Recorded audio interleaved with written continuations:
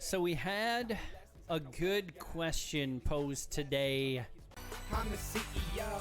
It's mega chop. You already know. What is your biggest pet peeve?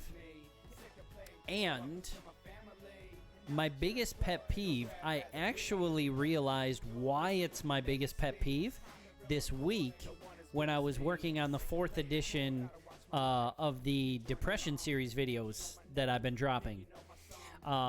So, slight rewind.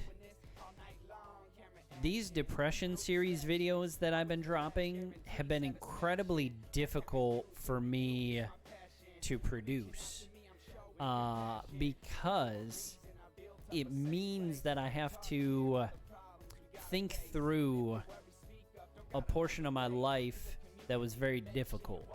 That was the most difficult portion of my life to work through. And so not only do I have to think through that, I've got to kind of relive some of that and really take it all in and pick it apart, which is good. And I'm thankful that I'm able to do that because that's allowed me to create these videos for people who battle depression and for people who support those who battle depression.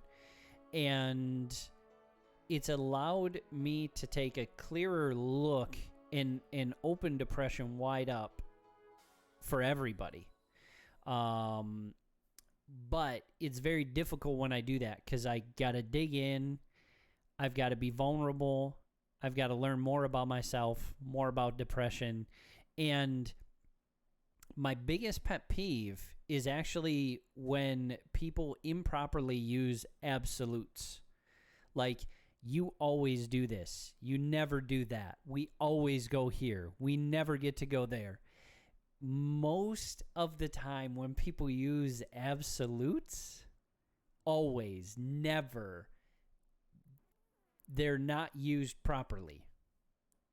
They're used in ways that a lot of times put more weight on who they're talking to, because a lot of times it's more of not always like a direct accusation towards a person, sometimes like an indirect accusation towards a person, and that then puts that person on the defensive, and they're like, oh, I always say that? I always say that. Really? Always would mean that those words are always coming out of my mouth. Are they always coming out of my mouth? No. We never go there. Well, we were there a year ago. Tell me how we got there if we never go there. Okay? Right? So the absolutes are very easy to debunk and be like, that's not true. So hold up. Wait a minute. I'm personally a big fan of communicating clearly,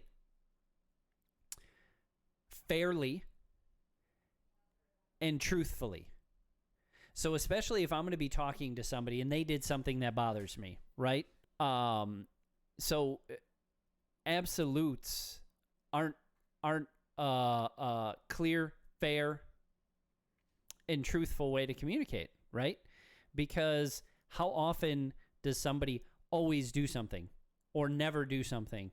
So it's important to give clear, good feedback, which can be difficult when we're emotional, right? When there's something that triggered us, it's very difficult to give that feedback. But if we take a step back, if we take a deep breath and say, okay, when you said, I never do this, that hurts because I do that rather frequently, but you just haven't noticed how much I do that. When you're away at work, I do it consistently, but then by the time you get home, the kids, they mess it up, which they're kids, you know? Like, I'm not trying to pass the blame. It's not their quote-unquote fault. Like, I don't think it's a blame-passing thing, but by the time you make it home, you don't get to see what I did. Or you always say this. I don't always say that. There's a lot of times where I don't say that. I say this.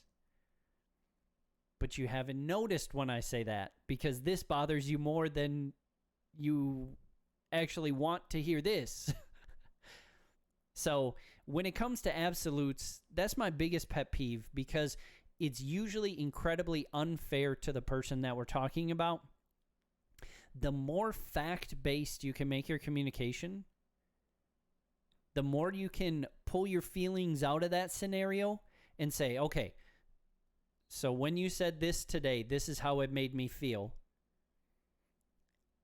And I felt this way frequently from you because you've said things that are similar to that, or you've said things like that enough lately that it's very hurtful. And having that real dialogue of like, hey, this is what you did. This is how it made me feel. I'm willing to take that, or you're not willing to take that. And hopefully if it's making you feel bad, you're not willing to take it.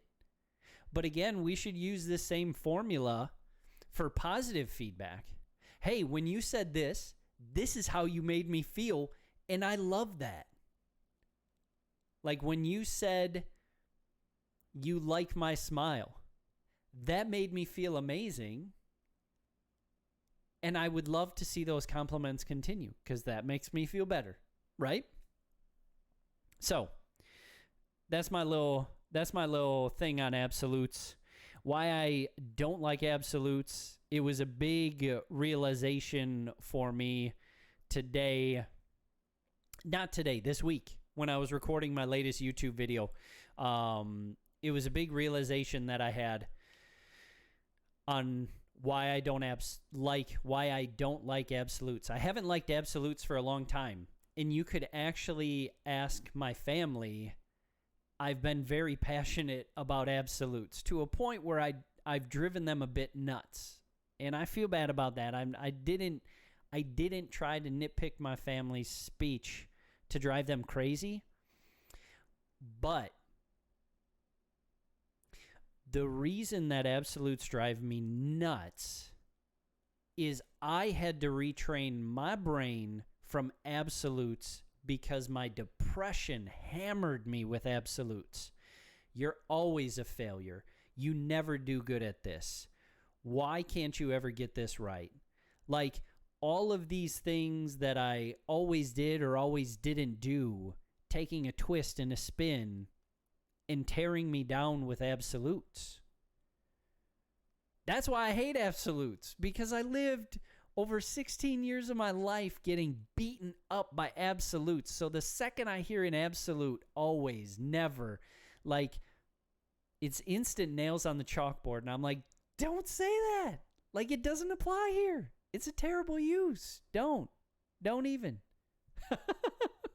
So I personally feel way better knowing that that's why it drives me crazy, because that helps me put it in more context, that it's not them that uses the absolutes necessarily that bothers me as much. I have to guard myself, my heart, and my mind around absolutes because they were the cause, or they were a big portion of me being tore down.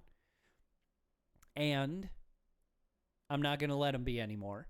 But I can still be like, hey, when you say that, when you say I always do this or I never do this, it hurts my feelings because I have done that, but you didn't recognize it when I did it, you know? So that's my heart on that topic.